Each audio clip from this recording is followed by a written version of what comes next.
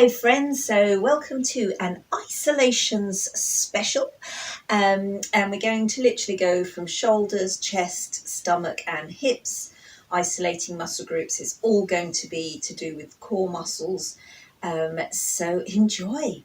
So beginning with shoulders, the best way to try and get an isolation going, the temptation, you see, is to move from the lower arm and the hand, and actually what we want to do is the shoulder. So to start with isolation, have your arms not locked but just open, shrug and roll those shoulders back and down, and what we're going to try and do is just shrug one shoulder and then shrug the other shoulder. Now, if you find that you're pulling with the arm rather than the arm being passive and the shoulder pulling it, try this trick. So lightly touch the wall or some solid object so that you can't move, and just try and move your shoulder. So you're shrugging that shoulder. You see how different it feels. Now gradually keep that shrug going, but take your hand off the wall. So when you're doing a shoulder isolation, it should feel like hard work. So have a look along your arm. Is your arm moving from the elbow down to the hand? Because it shouldn't be. That should be still. It should just be the shoulder. If your shoulder is absolutely killing you, well done, you're doing it correctly. So we just change side. So again, if you need to rest your hand against something to make sure that the arm doesn't move and it's just shoulder, please do so. But otherwise, just start slowly, very deliberately. Find a nice depth of rotation, a nice range. So you're trying to keep from the elbow to the fingertips quite still, and you're just shrugging one shoulder at a time. So most arm moves are all to do with shoulders and not much to do with the arm. Shake that out, because I know that's hard work. So if your arms get really achy, just lower the height. In fact, we'll start raising the arms up from low. So have them down by your side. Start shrugging one shoulder, then the other. Shrug one shoulder, then the other. So when your arms are down, it's quite easy to isolate just the shoulder movement. Now raise your arm up and up, but keep shrugging that shoulder. So the higher up the arms become, harder work it becomes. So keep shrugging, slowly and deliberately, not rushing. That's it. You can probably hear crunchy bits. Try and keep your arms long. Try not to hunch up. That makes it very difficult. You really need to keep your shoulders pulled far down away from your ears. So chin parallel with the floor, nice long neck. Pull those shoulders down, and from there rotate. Okay, keep those shoulder rotations going. This is how you start to get snake arms. You can add an extra ripple as long as you're confident that it's all being motored by those shoulders, and you can just add a little bit of softness and flow through to the end of the arm to make snake arms. And I know it's hard work. Link the fingers behind and have a quick stretch there. Excellent. And another way of working on shoulder isolation is shoulder diamond, which is a lovely stretch for the shoulder anyway.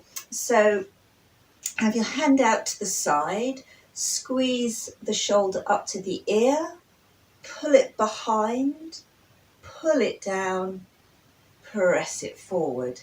Now you notice my hand is staying. Again, if you find that you're moving the whole arm, hold on to the back of the chair. Hold on firm so that the hand and lower arm don't move. It's only the shoulder. So push up, pull back, pull down, press forward. Up, pull back, pull down, press forward. It's So you don't want that hand to move, it needs to stay there because it's just the shoulder you're isolating. Up, back, down, forward, up, back, down, forward, up, back, down, forward, up, back. So you're exploring the full range of motion that your shoulder has, which is a really nice stretch, and you can smooth that off into a circle and shape that side out. So do the other side. So again, if you need to, rest your hand on the back of a chair or something where it can stay static, and then just keeping your neck long. Remember to keep a good pull down of the shoulders away from the ears, apart from this bit where we squeeze it up to the ear, and pull it back, pull down, press forward, push up, back, down and forward, up, back, down and forward. It's a lovely stretch for the shoulders down because you're exploring the full range of motion down and forward, and you can smooth it off, just trying to keep that hand as still as you can so that you're just working on that shoulder. Delicious. And give it a really good shake and release. Well done. That is really hard work just in terms of holding your arms up. Good for your laterals though, girls, good for your laterals. So that's some shoulder isolations. We're now going to move down to chest, and some chest isolations means really when we start engaging the core. So we're going to start stomach breathing, engage the stomach before going to the chest. So sitting, soft knees, a little pelvic tuck. Take a nice deep breath in and exhale through the mouth. Now this time we're going to inhale in and let our bellies expand. So I'll turn sideways. So inhale, expand the stomach. If you hold your hands on your belly, you can feel it really swell like a balloon. So inflate. And on an exhale, pull the belly button in as you squeeze the air out. Breathe in, expand the belly. Exhale, squeeze the belly in as the air comes out. So that's breathe in, expand. Exhale, really squeeze the belly button in. Breathe in, expand the belly.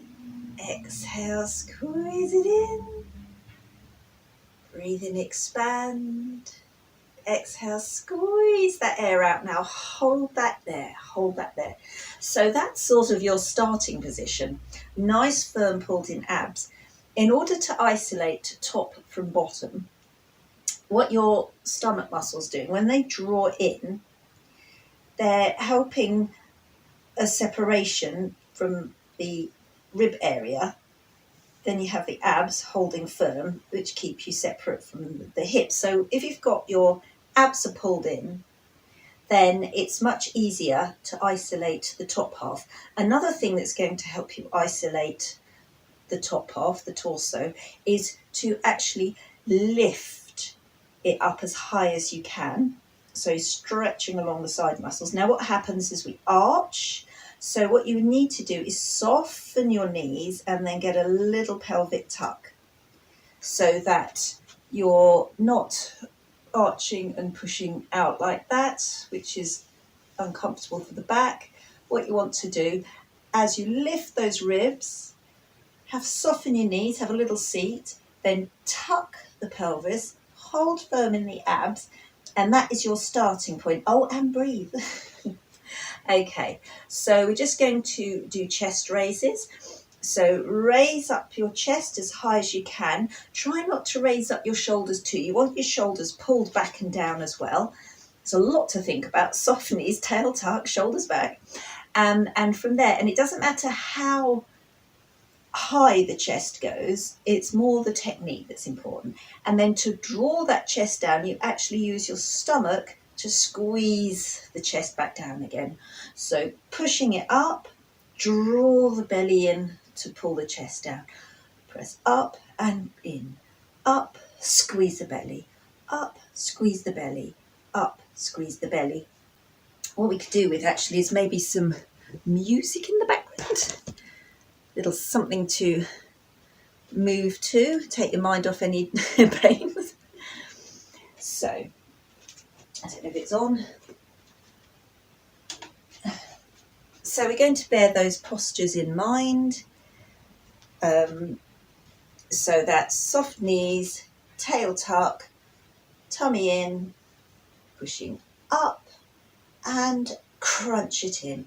Push up, squeeze in the belly, up and crunch, up and crunch, up, crunch, up, crunch, up and crunch, up and crunch.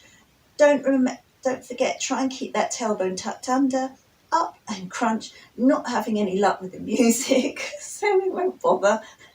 Up and crunch, up and crunch, up and crunch, up and crunch. And now have a nice back stretch. Sit, tuck the tailbone and round and hold on to the elbows. Look down at the stomach. Really crunch it in, stretch over the top of the back. Still hold those elbows. Come to standing and then, oh, that feels good. Slowly, slowly, slowly, slowly, slowly, slowly down. Lovely.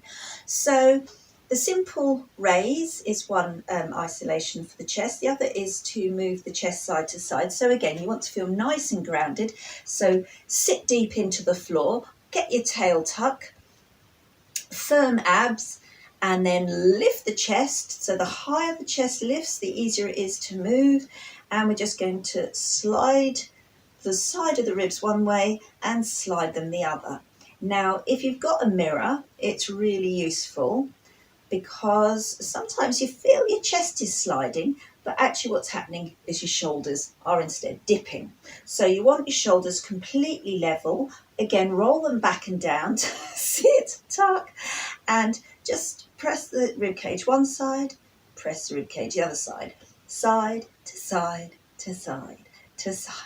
It doesn't matter if it's not as clear as this. The most important thing, as ever, is technique. And I like to imagine that I've put my chest up onto a nice long counter and I'm sliding it side to side. So you're really lifting up those ribs quite high. It's how you're able to keep quite separate from your hips, which are completely still.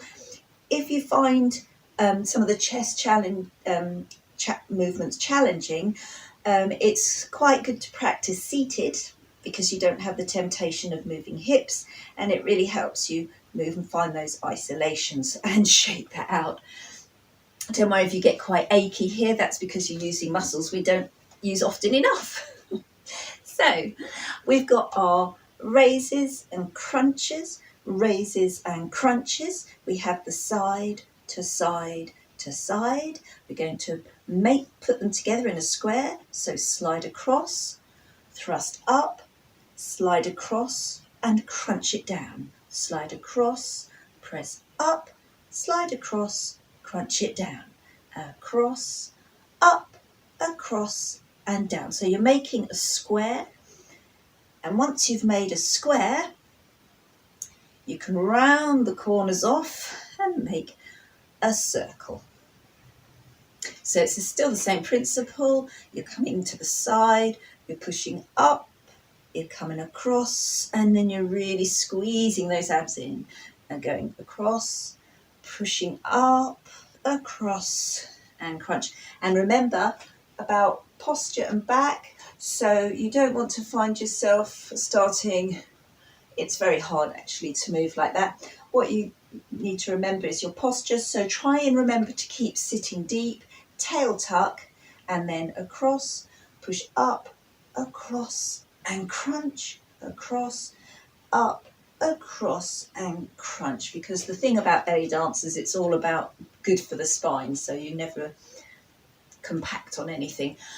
So shake it all out. Now we're going to move into specifically the stomach area, and the simplest stomach isolation is, of course, the belly pops. Belly pops is just contracting in the stomach and then a very slight release before contracting it in again. So a belly pop is not about pushing your stomach out, it's all about crunching it in repeatedly. And every time you go to pull it in again, your muscles naturally relax enough in order to pull in. So you always think about pulling in, pull in, pull in. You never have to think about pull in, release, pull in, release. The release happens automatically. So once more, getting our belly dance posture, sitting deep, tail tucked, and squeeze it in, and squeeze it in, and squeeze it in, and squeeze it in. Now at this stage you want to check if you are allowing your pelvis to tilt, because it's quite tempting, especially if you're feeling very vigorous, to squeeze in and then, so it's all the pelvis, it's not the stomach at all. There should be no pelvis movement at all in this particular standing posture. It's, if you're isolating the stomach correctly, there's no movement in the hips whatsoever. They should be rock solid. So if you're finding you're getting a bit of a pelvic tilt, and it will hurt your lower back if you do anyway, try belly pop seated so that you're not moving your spine and you're not tucking your pelvis. Keep it solid and just squeeze, squeeze in, squeeze in, squeeze in, squeeze in. And you can press your hands there to the back to make sure nothing is moving, and it's just your stomach pulling in, pulling in, pulling in, in, in, in. And as you get comfortable with that, you can start speeding it up. So with our tail tucked, pulling belly in, 2, 3, 4, 5, 6, 7, 8, squeeze it in, 2, 3, 4, 5, 6, 7, 8, and 1, 2, 3, 4, 5. Remember to breathe. 1, 2, 3, 4, 5, 6, 7, 8. Pull in, in. So it should just be a little bit of movement, especially if you've got hip scuff, go chink, chink, chink. But you're trying not to move that pelvis. If your stomach gets tired, what often happens is the back starts joining in. So if that happens, just have a break. And again, try it seated so that your hips don't move, because that's not isolating the stomach and it's not good for your spine either. All right, so we'll move on to pelvic tucks now. This is where we do consciously move the pelvis. And an important part of the pelvis tuck is we're going to use our stomach and our pelvic floor muscles rather than using the buttocks. So it's more subtle, it's harder work, and it's much more toning. So the temptation normally, if you want to do a pelvic tuck, is just to squeeze the buttocks. You can do it without even engaging your belly button. What we're going to do is not use the buttocks at all. So just as you did just now with a belly pop, you're squeezing that in the belly pop. This time, squeeze in the belly and pull your pelvic floor up as strongly as you can. And that's going to pull your pelvis upwards, and then gently release. Don't release to tilt. Release with enough firmness and control that your tailbone still points downwards. Keep those knees soft to the floor. So here we go. So squeeze and crunch, release. Squeeze and crunch, release. So you're just isolating pelvic floor and belly button. Squeeze, release, squeeze, release, crunch, release, crunch, release, crunch, release, crunch, release, crunch, release. Lovely. So your pelvis tilts upwards, but it never tilts backwards. So it's either completely straight or tucked upwards, which is because of contraction in your stomach and lower abs area. So squeeze and pelvis and belly button, not the buttocks. And squeeze and squeeze and squeeze, a few more, squeeze, squeeze, squeeze and squeeze. Now we're going to move on to a little pelvic lock, 4-point lock. So sitting deep as ever, we're going to, with really soft knees, you're going to push up one hip. Now you're not straightening the leg, so you're not kind of got one leg bent and then straightening it. Both knees remain bent. What you're doing is you're pushing up your hip to one side. Okay, so you've got a nice little tilt going on, but knees are still soft. And then we're going to do that pelvic tuck. So crunching the stomach and the pelvic floor, just squeezing it all up so it's all tucked. So you're in a little kind of C. And now you're going to push the other hip up. And then we'll just sit back to neutral with a straight tailbone. I'll do that from the side. So first hip, you push up, crunch pelvic floor and belly button so it tucks, so you've got a little bit of a C curve going on. Then the other hip pushes up and then you sit. And you notice my spine stays straight the whole time. Any doubt, just do this standing against the wall. So that will stop you pushing your pelvis out if it wants to be naughty. But as you get stronger, it becomes much easier. So push the hip up, crunch it all in, push the other hip up and sit back to neutral with a slight tail tuck. So you've got a straight spine. So hip up, crunch, up and sit, up, crunch, up and sit, up, crunch, up and sit, up, crunch, up and sit. Then we go the other way.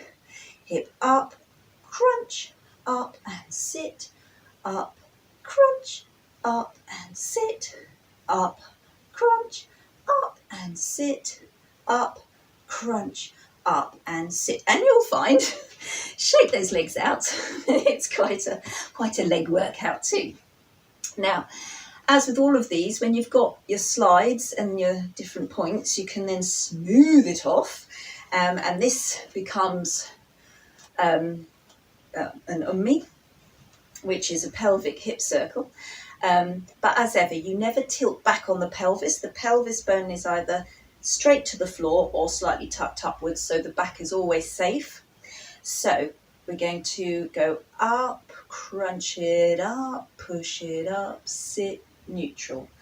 Up, crunch, up and neutral.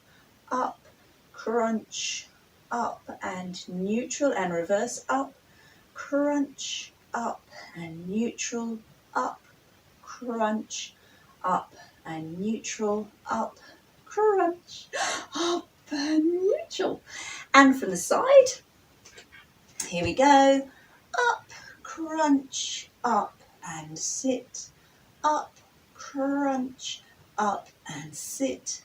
Up, crunch, up and reverse, and up, crunch, up and sit. Up, crunch, up and sit. Up, crunch, up and sit. And again, shake those legs out. Well done, well done. And finally, we're going into probably the easiest, which is hip isolations. And just going to a basic slide really helps that. So in hip isolations, like so many of belly dance, Latin dances, quite often you keep the torso absolutely still while just the lower half moves. So we're going to just do a very simple basic hip slide, just as we did with the chest, sliding side to side. We're now going to do a hip slide, side to side. And again, seated, nice and deep with a little tail tuck. And just like the ribs, you're going to just press to side. So it's just like you're just leaning your weight to the one side, then you come back to center, and then you just press the hips that side.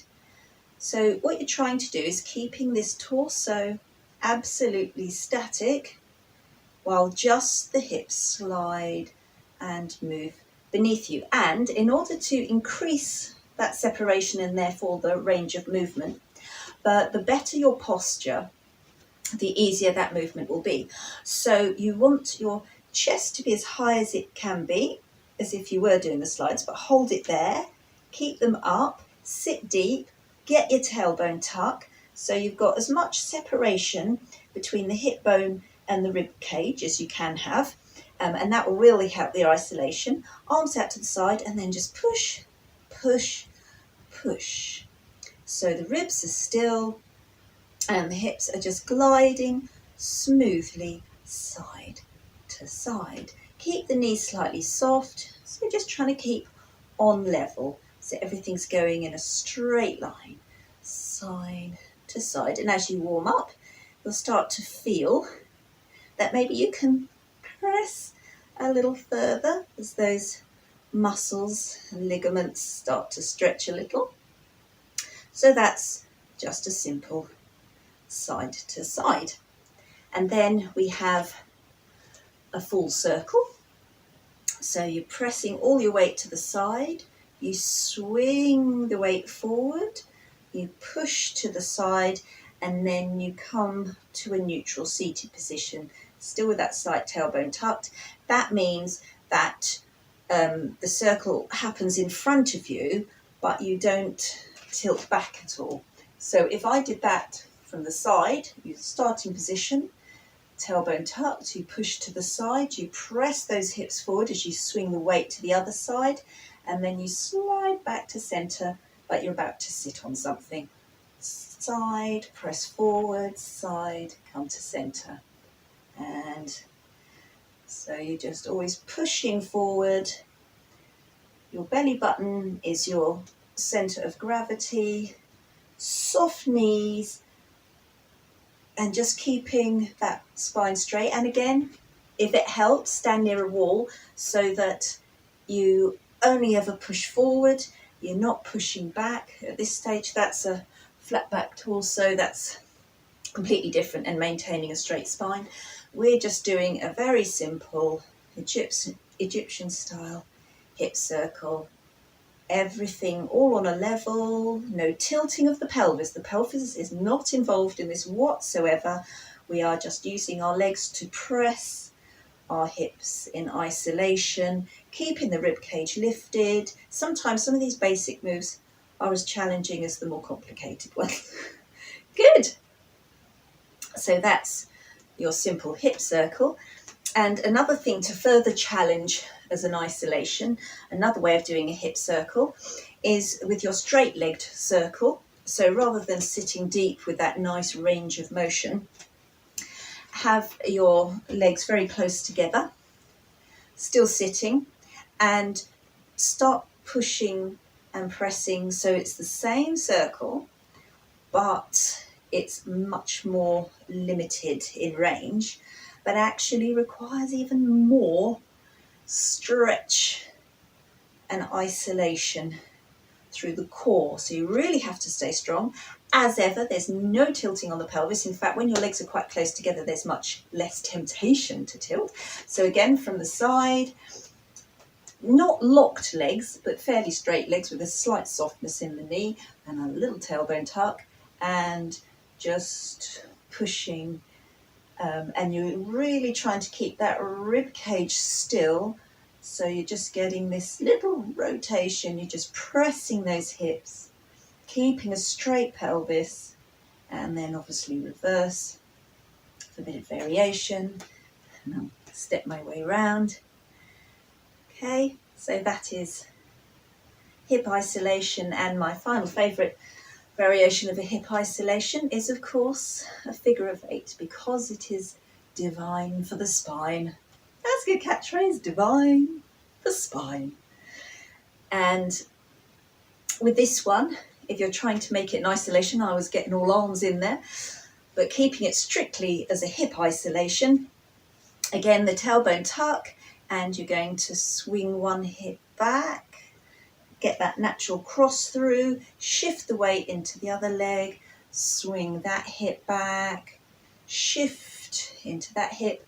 So it's not only a hip isolation, it's a one hip at a time isolation. And this is also, because it is so nice on the lower back, a reward for all your hard work. So let's have a little recap of all our isolations that we've been through, some basics. Starting with our shoulder isolations.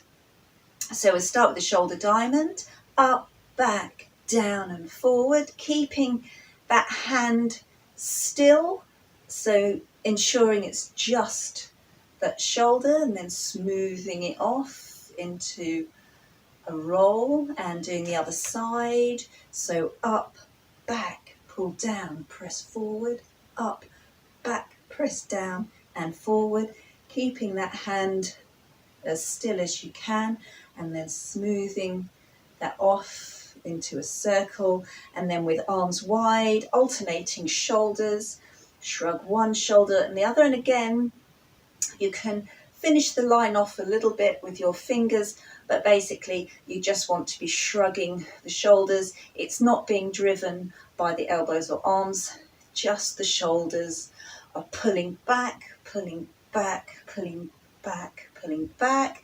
And again, if it's really hard on those shoulders, then you know you're doing it right. Okay, so that's our shoulders. Let's move on to our chest isolations. Pushing up and crunch, keeping that tailbone tucked, just the upper back moving, no movement in the pelvis. Then we move into our slide, up, across and down, slide, up, across and down, smooth it off into a circle. Lovely. And then moving down into our stomach, belly pop, little tailbone tuck, and pull in, pull in, pull in, pull in. We can sink it downwards, nice and gently for a bit of variation. And again, from the side, just so you know that it's just the stomach. You're not tilting the pelvis, which is not good. You're just pulling the stomach. It's a stomach isolation. Lovely. And then, of course, our hip isolations. Oh, our pelvic tucks first. So squeezing our pelvic floor and our stomach only. Try not to use your buttocks unless that's the only way to get tilt, because you're trying to just isolate your pelvic floor and your stomach. Yoga Namuru Bandha, pelvic lock, it's crunch, it's good hard work and really toning for all your lower ab. Sort out your lower stomach there. And again from the side, it's tuck, tuck, and the spine always returns to neutral. She says with her voice trembling. And that can become the ummi. So up, crunch, up and sit, up. So this is a pelvic rotation, but we're not tilting in the back. We're just keeping it all forward, up, crunch, up, release.